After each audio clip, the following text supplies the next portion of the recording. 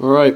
I'd like to open the day by passing on my condolences to the family of Eli Kestner, former offensive lineman here, 2013 to 15, passed away on Friday. So obviously, keeping our his family in our prayers and our thoughts right now. Obviously, we're not a Old Dominion doesn't have a huge football family, so losing anybody from that is always a huge loss. I never was able to meet him, but obviously I met a lot of people from that era, and I know how much he meant to him. So from there, moving on, I thought we played well in the game on both sides of the ball. I thought once again we played well at the line of scrimmage on both sides of the ball, which is probably always going to be the most important thing. I mean, if you can start there, it's always a great way to start if you can play well at the line of scrimmage. And I thought we did on both sides, especially after looking at the tape. Cleaned up some of the things that we wanted to clean up from the game before. Thought we tackled well. I still think we can work on that. We certainly were better in our alignment and assignment on special teams. Still had a couple errors there, but in general we're pretty clean. And then our substitutions in general were much improved across the board. So I thought all those things were three things we were going to work on, and I thought we did a nice job on those. So that, I'll open it up. Coach, what's the status of Lala Davis? Reese, as you know, I don't discuss injuries, but obviously you got to do your job and ask your questions, and I got to do mine and avoid it like the plague. He's going to still be evaluated, quite frankly, and we'll see where it goes. I mean, he's a tough kid, and obviously this is one that he wants to play in, being that he's from that area. Will you say what the injury is? No. No? Absolutely not. No, I will not say what the injury is. I'm even more vague than hockey, so I won't even give you a half of where it is. Okay, how do you hear it from Malik Willis? Does Stone Smart play scout team quarterback from Malik Willis, or what's the game plan there? I don't. Malik Willis is a very rare talent, who's difficult to prepare for. I think he'd be difficult to prepare for any team in the country. I do think that we have some scout team quarterbacks that can begin to emulate him, but it's about maintaining discipline and being in the right spot and those sort of things. You've got to keep him in the pocket as much as possible, knowing that he can extend plays and do those sort of things. But I've really been impressed with the way he's thrown the football from within the pocket this year. And there's a reason that he's getting as much hype around being a possible first-round pick as he is. He's a very, very good player. So the line for the game, it was up between 24.5 points and 26.5. Is that extra motivation for you guys? Do you even care about that really? I do not care about the line. They built a really big city in the desert for those sort of things, and then another one on the ocean up there in Jersey. I'm excluded from betting on any sports, but B, I would never in a million years bet on sports, even if I was allowed to. It is way too. Those people are pretty good at their jobs, and I just don't think that I think it's just a crazy thing to do. So I would never ever do that. It would make me sick to my stomach to, lose money on something like that. But I feel confident that our team is going to be prepared for this game, and I feel confident that our team is going to go out there and play very, very well, because we're going to prepare well, and we're going to prepare with some fight and some fire in our belly. Which I want to follow up on that with the understanding that you won't be putting any of your actual personal funds on the game. You guys do swing from being heavy favorites to heavy underdogs. Mm-hmm. Is that something that you're cognizant of with the way you talk to the guys? Do you mention that? Do you try to temper expectations going into a game like this? How do you sort of navigate that big swing? I have a different message every week to the guys, and I always have a different message, but it has nothing to do with whether we're favorites or whether we're underdogs or whether it's quote-unquote an even fight or whatever. My message is more about how we should be preparing some of the thought processes that I think will go into the game. For example, last week, a lot of my message dealt with keeping your focus on your own internal motivation and not letting the external factors get to you. Some of the external factors of maybe people questioning why we didn't play better the week before, and then what I was really worried about is just the hype of all the fans and all that sort of thing. So I deal more in those emotions as opposed to the other one with the guys. Nick Rice is one field goal away from school history. Do you have something special planned for him? Special game ball, special anything, if he breaks the record? Nope. I hope quite frankly, I hope he never hits it because I hope we score touchdowns. I think he is one of the most accurate kickers that I could possibly imagine. I've already told him and the punter that I've already told him, and he agreed. He goes, Coach, I hope I never get to kick another field goal again. So, he wants to kick extra points, but I know when I put him out there for a field goal, I pretty much chalk it up that one's going to go through. He's a tough-minded kid who can overcome some things, and love having him out there. But no, I don't have anything special planned. I don't think he would want that because in his mind, that's his job. Just go out there and make the kick. And so, I think that he's ready for when that happens, and he'll be privately excited, but publicly I know he'll be ready to make the next kick. Ricky, can you talk a little bit about John Luke Peeker? I mean, he seems like an extraordinary talent and for a true freshman. Yeah. Juke, he goes by Juke, which is probably aptly named for a running back, I guess. He's a great player. He's got deceptive speed, got great vision. He's terrific balance. Like most freshmen, he's got to continue to work on, the little things that make a running back great. Finding the extra yardage in some of those situations, avoiding those big hits. That's what really extends guys a lot. Pass protection, pass routes, things that maybe true freshmen, sometimes they don't do that much in high school. So, but we've been really, really happy with him from day one. So I love the way he runs. Coach Lucas has done a terrific job with developing him. Tough kid that doesn't get bothered by a lot, and put him in there, and he did his thing. It helped that our offensive line plays as well as they do. I've been trying to tell people since I got here that I thought our offensive line was extremely underrated, and I think they continue to prove that over and over again. Ricky, a couple weeks ago, we were talking to your specialists. You got guys from different parts of the world, different parts of the country. Do you like the notion of bringing that many cultures together on your roster? Yeah, it's a great question.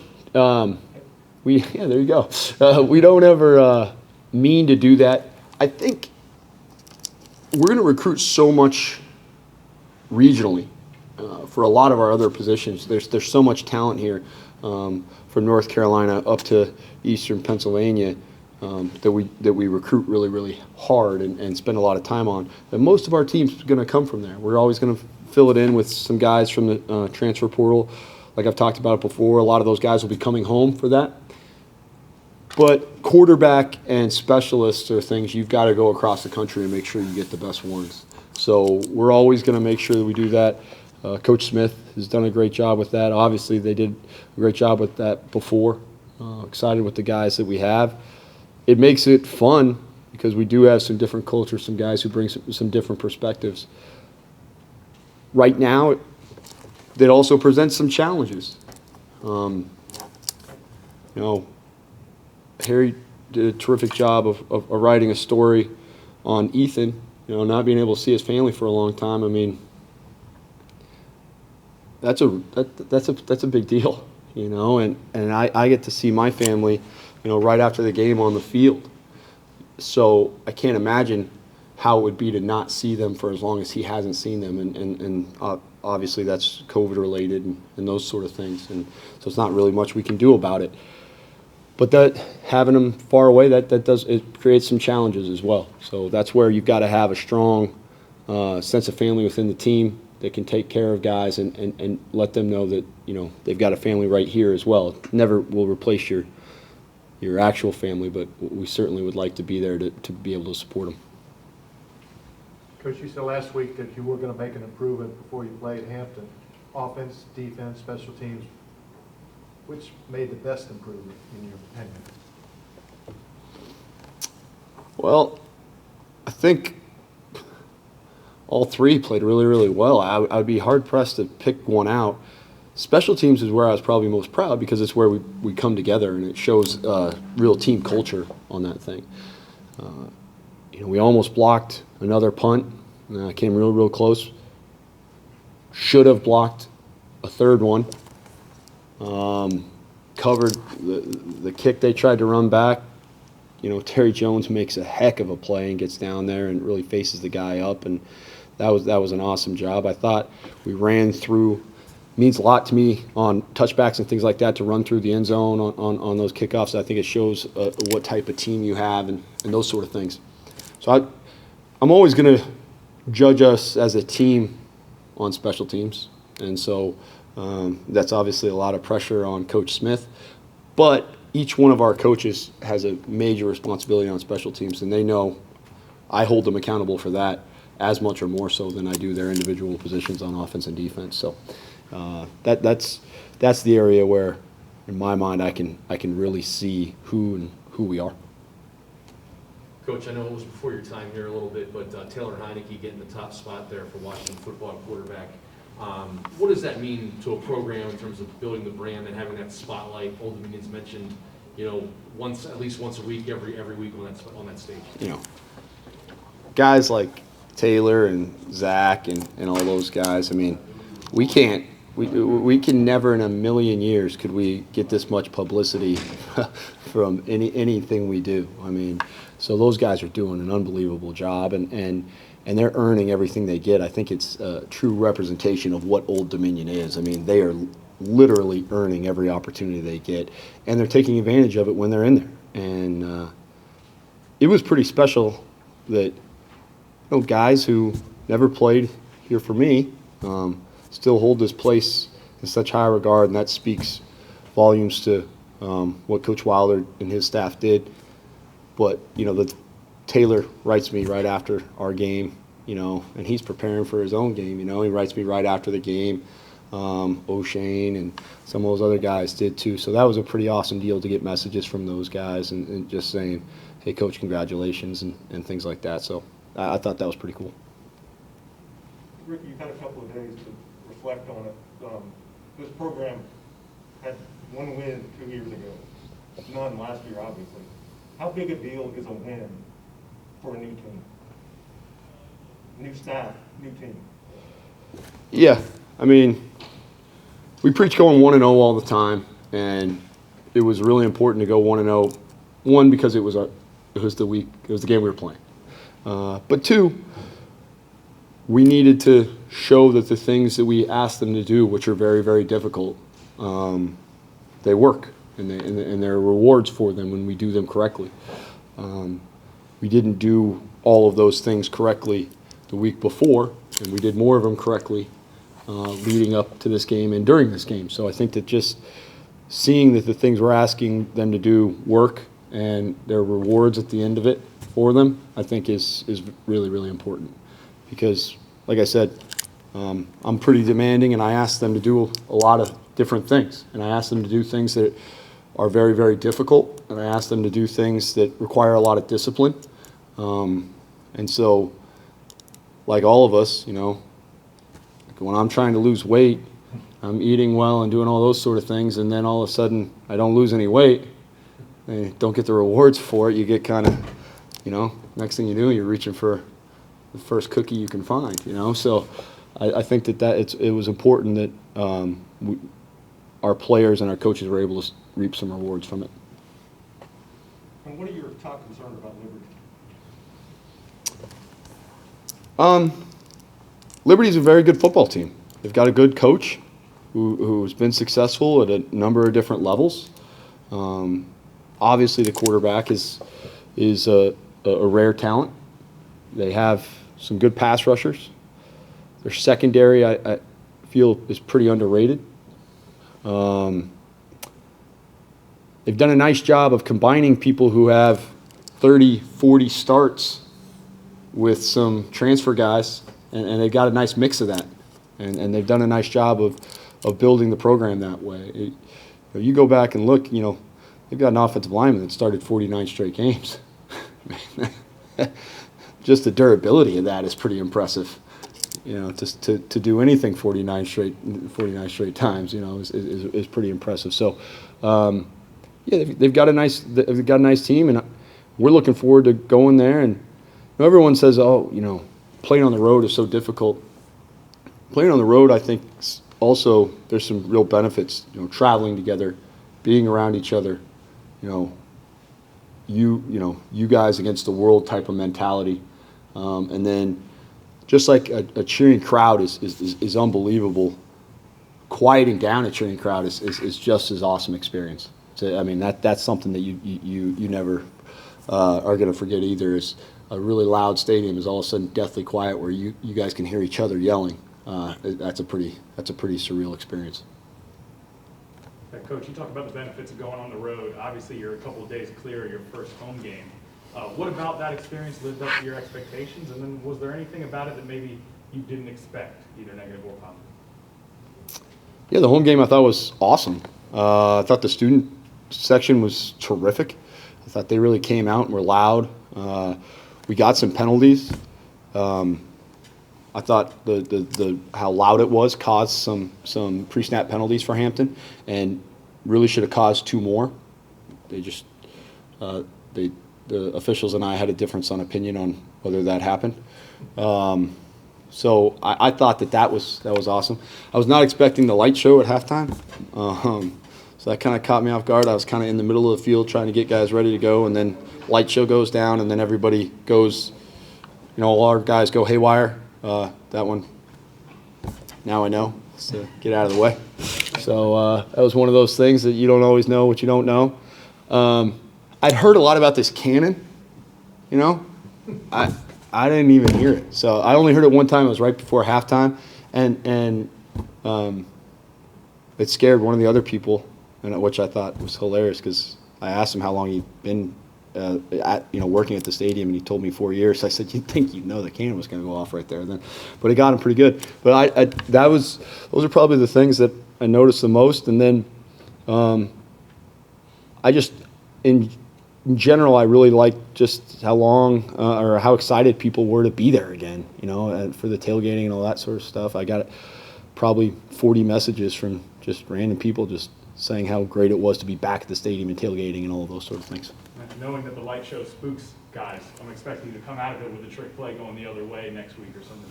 Next time you guys are going. Well, I mean, it's at halftime, so there's only one trick play that can happen there. So I don't want probably you just ruined it. We can't do the surprise on side after halftime. But no, it gets the guys pumped up, and so that's an awesome deal. It was a cool thing. Anything else for Coach? Ricky, could you talk a little bit about Garrick and how he has played in his first 2 games?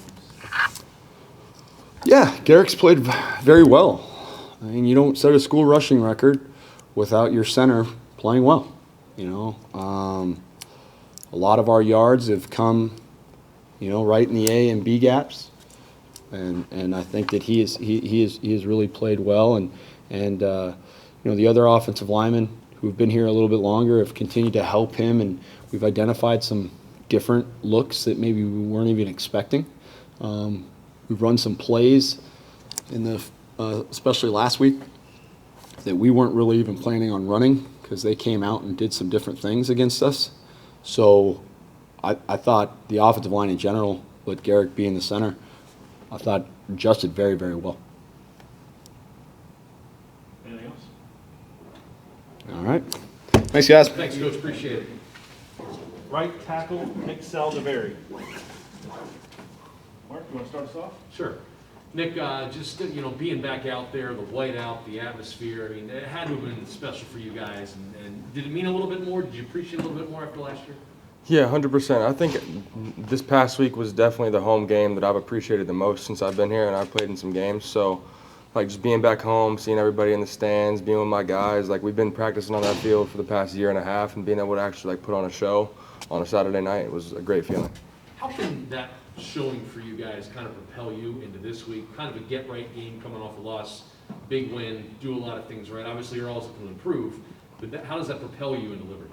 I think it feels really good. Like, as a team, we got to realize how we felt after a win and how we feel after a loss. And going into like this next game, you got to go into that game thinking, dang, like we just won. I really want another one. Like I want another win because of just how good it really feels.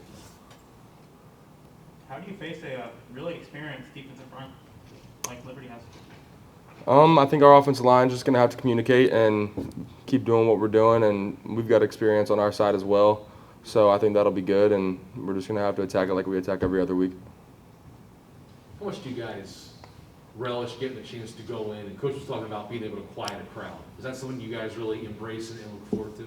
Yeah, I think that is something that's a really good feeling. We've done it before in the past. Like I know we have a young team, but the older guys, we know like we've played in some bigger games at other stadiums, and being able to quiet down the crowd is always a great feeling. And then you mentioned their defensive front. What else jumps out about Liberty and about what they do well? Do you guys can have to maintain? I mean, yeah, like they said, they have experience, so they're going to play some sound defense. So we're going to have to be assignment sound, and we're going to have to go in there and be dialed in on what our game plan is and be a very assignment sound. Anything else for Nick? Yeah, coming off of last week, a lot of what we heard was, let's get back to work. That was kind of the message from all the players. Coming off of this week, first couple of days, what has the vibe been like? If there's a coherent message coming from your guys, what has that been? Like you said, it's just on to the next type mentality. Like, we got to win. You just got to be hungry for another one because it's just how good it feels whenever you, like, secure that win. Being able to go on the road and go win in someone else's house is going to be even a much better feeling. Do you worry about a letdown after a huge win at home like that? Pretty emotional? No, we're going to attack every single week the same. So we're not going to have that kind of mindset. We're going to go 1-0 every day and focus on having a good practice tomorrow, the next day, and then all the way through game day. Nick, the last time you guys faced Liberty was 2018. You were a freshman. You were redshirt that you're seeing play a lot. How much does that loss, really sit in the back of your mind this week? That's not sitting in the back of my mind at all. This is a completely different team. We barely have any of those guys anymore. I didn't even play in that game. So I think it doesn't even really affect me at all. This is a completely different team. Do you remember their student section and how raucous they were? Yeah, I do remember that because I was on the sideline the whole game as a freshman. And that was my first game I ever had traveled in my career. And I was on the sideline. I was like, this is a little bit different than high school. So, but yeah, they have a good fan base, and they're going to come out. They're going to be rocking, but it's going to be that much better whenever we can silence it.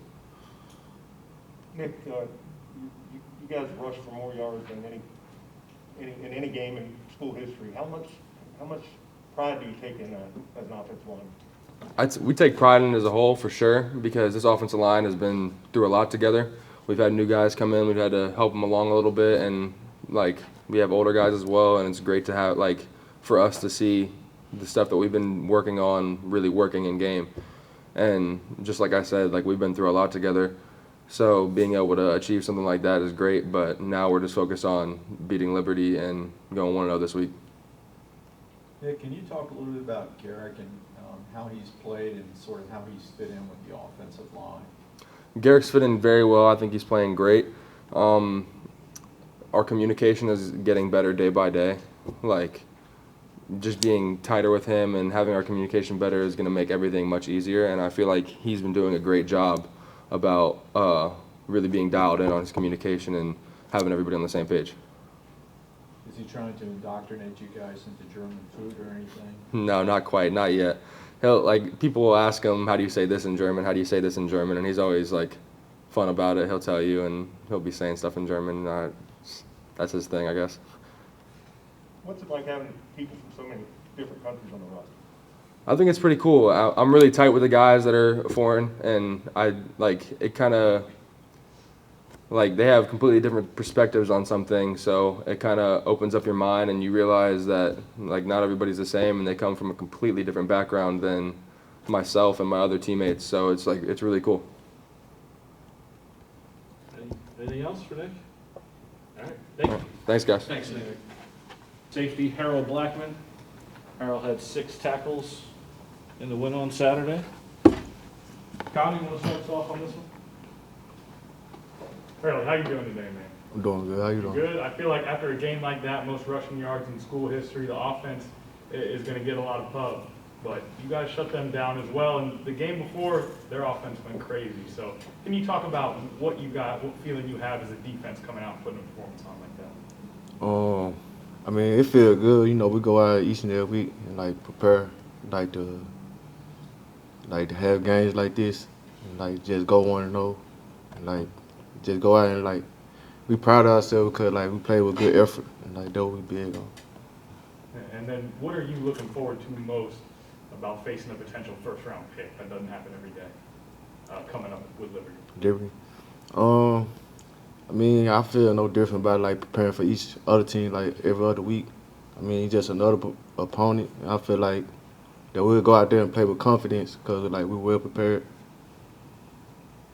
You guys look at that as a good chance to prove yourselves as a defense, though, and you're facing a guy like that that's made some noise and made some headlines. I mean, how does the defense kind of embrace that and look at it as an opportunity?